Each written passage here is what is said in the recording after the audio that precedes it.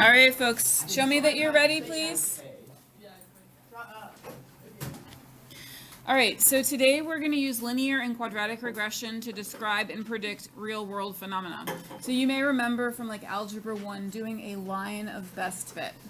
And sometimes data will fit a linear trend, but sometimes they may fit a different kind of trend. You can do a regression for lots of different kinds of equations, and the one that would suit us right now would be a quadratic regression since we're studying quadratic equations. So it says we can use the table of values to describe and predict the relationship between an independent and a dependent variable. And we can use Desmos to calculate the equation that closely fits the data. So here, this is telling us how we can communicate with Desmos to tell Desmos to make a line of best fit or a quadratic function of best fit. And you need to know which one would be more appropriate so we can think about what the data points might look like. If they're linear, they could go all going up like that, or they could all be going down, right? But they're not going to change direction. So either they'll all go up or they'll all go down, but they won't change direction. If they're quadratic, then they will change direction exactly one time. So you could have them going down and then up. Notice how they don't perfectly line up. In the real world, data points aren't usually perfect. Or they could go up and then down, and that could be quadratic as well. R squared tells you how close the data points are to the graph of the fitted regression equation, and it's known as the coefficient of determination. All right, and we will see that R squared value when we do our regressions. We'll see that pop up. All right, example 1, a study compared the speed in miles per hour and the average fuel economy in miles per gallon of cars, and these are the results. So what we're going to do is we're going to use Desmos to graph. We're going to graph the speed in X and the fuel economy in Y, and then we're going to look at the points to see whether we think it's linear or quadratic. Okay, so everybody in Desmos is going to graph that right now. All right, it can be helpful to label your axes so you remember what it is you're looking at. So on my x-axis, I'll put what the x is. It was the speed in miles per hour.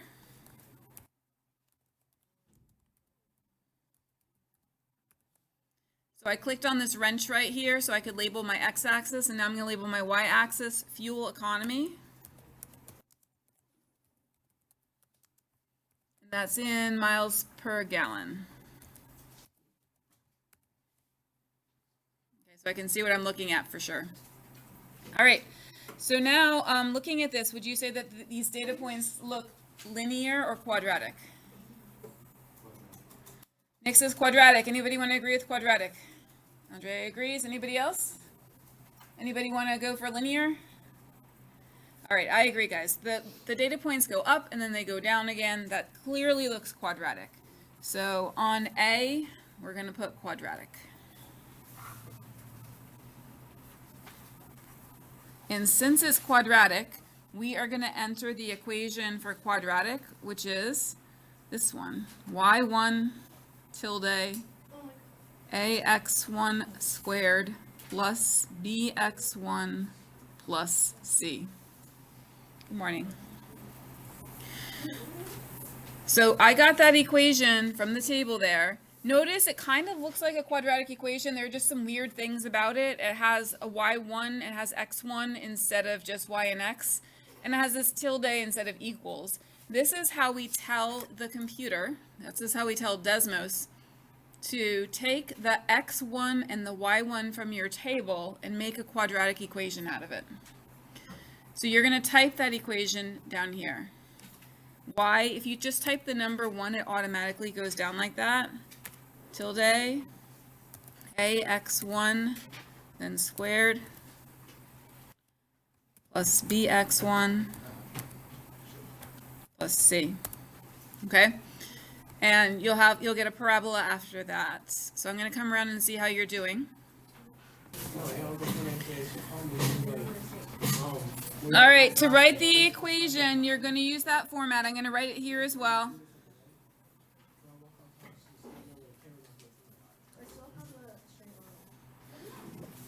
Okay. And I think it's this one. Yep. Okay, so I'm going to scroll down and look for my numbers. I'm going to round these to 3 decimal places. So my A value, I'm getting negative 0.012 x squared.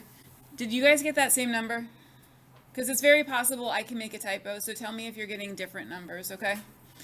And then plus 0.992 x plus, and then my C is 10.153. What you get?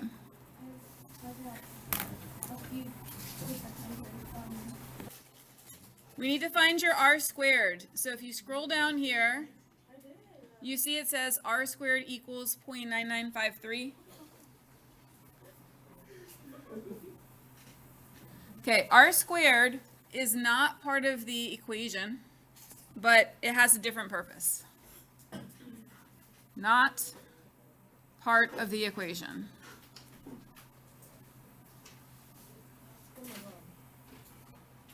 So the r squared value tells you whether your points are close to the equation, if they're close to the parabola or not. Because I could put in any data set in the world in there. It could be like scattered all over the place, and I could ask Desmos to tell me what parabola is closest to, and it would tell me. But if my points were all scattered all over the place, it probably wouldn't be a good prediction of anything. So having a good r squared value tells you that, yeah, this data really does get modeled by a parabola. And a good r squared value is one that's close to 1. So would you say that our r squared value is close to 1? Yeah, it's really close to 1. 0.9953, that's very close. That's a good one. So that means really, yes, this is a good model. Says use your equation to predict the average fuel economy of a car traveling 65 miles per hour and explain your answer. So 65 miles per hour, is that an x or a y value? It's an x value. Very good. So we could substitute that number for x to find your fuel economy. So negative 0.012 and then times 65 squared plus 0.992 times 65 plus 10.153. So a little bit of typing, but if you type that in, we should be able to get an answer. And actually, I don't even know if I got this answer. So let me just show this final answer, and then I'll go to the back. All right, you ready? Sierra Shoe Company developed shoes for marathon runners. The company started selling shoes on January 1st, 1990, and has improved its shoe technology year to year. The table shows the number of kilometers that a pair of shoes is able to handle for the year it was developed. So that means that 6 years after 1990, in 1996, this pair of shoes could go 78.04 kilometers before you needed new shoes. It's not really very far, right? What type of polynomial best fits the scatter plot? And so then we're going to put in either the quadratic or the linear equation, depending on which one it is. Okay? So go ahead and please put that into Desmos. And you might just want to open a brand new Desmos. If you do choose to X these out and start over, it's very possible at the top you'll have x2 and y2, which is fine, but it means you have to adjust your equations. If you have x2 and y2 in here, then when you type in your equations, they would also be x2 and y2. So just pay attention to what you have at the top. I'm going to just open a new Desmos myself, and then I won't have to deal with that. Add a table, and let's enter them. Is it linear or quadratic? Yeah, it is linear because it doesn't make a turn. It just keeps going up. It's not perfectly linear, but it's close. So we're going to put in the linear regression, y1 tilde mx1 plus b. All right, you should get an m and b similar to mine. If you get something weird like m and b are 1, the possibility is that you're not matching your x1 and your y1 with the top of your table. So if you get something weird, look at the top of your table. If it's not x1 and y1, then you got to make it match down here. I can help you with that if you have any questions. I'm going to go back to my paper for a minute. So we said it's linear. And we're going to use y1 tilde mx1 plus b. When we write our equation, we're going to use this format, y equals mx plus b. So I'm going to just put in my numbers for m and b. It's going to start with y equals, m is 0.858 plus MIB is 72.643. And I'm going to write down my r squared right now too. 0.961.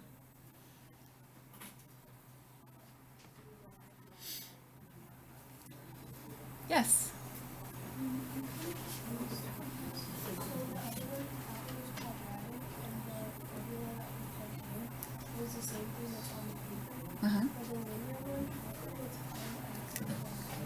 Oh, did it say AX on there? Okay, so it's just a letter. It's going to work. I did MX plus B because I know M is the slope, right? Yeah, I mean, you could do QX plus B. It would be fine. But yeah, it's totally fine to stick with the A. Thank you for pointing that out, though, because I think other people were probably confused, too. Did you guys hear that? You could use AX plus B or MX plus B. Either one will work, okay? So right here.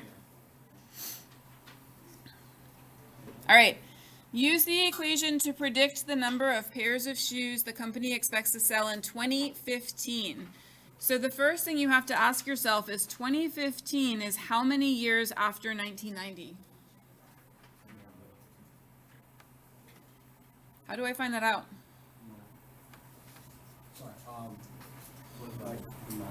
Yeah, so you can subtract them. 2015 minus 1990. You guys get 25? Okay. So we need to substitute 25 for our x. 0.858 times 25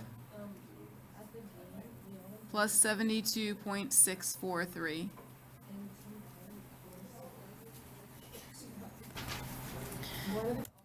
0.858 times 25 years plus, oops, I'm not typing that anywhere. Try that again. 0.858 times 25 years plus 72.643. All right, is anybody else getting 94.093? Yep. Yeah?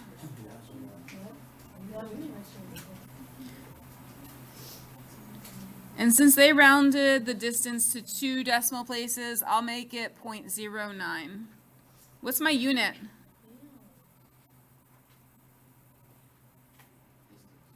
Distance in kilometers. Very good.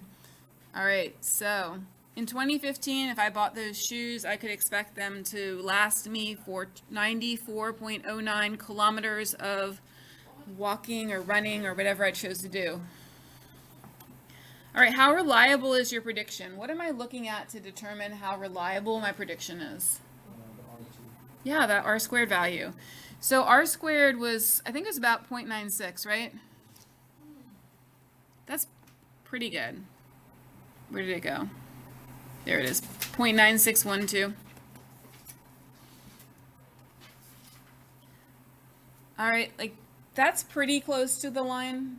We saw a better one in the last one, right? It was like 0.99. That was even really good. I would say it's pretty reliable with a 0.96 r squared value. It's not as close to 1 as some r squareds are. So this is pretty reliable.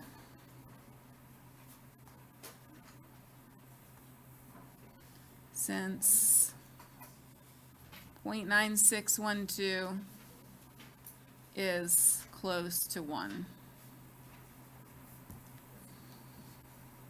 Okay. All right.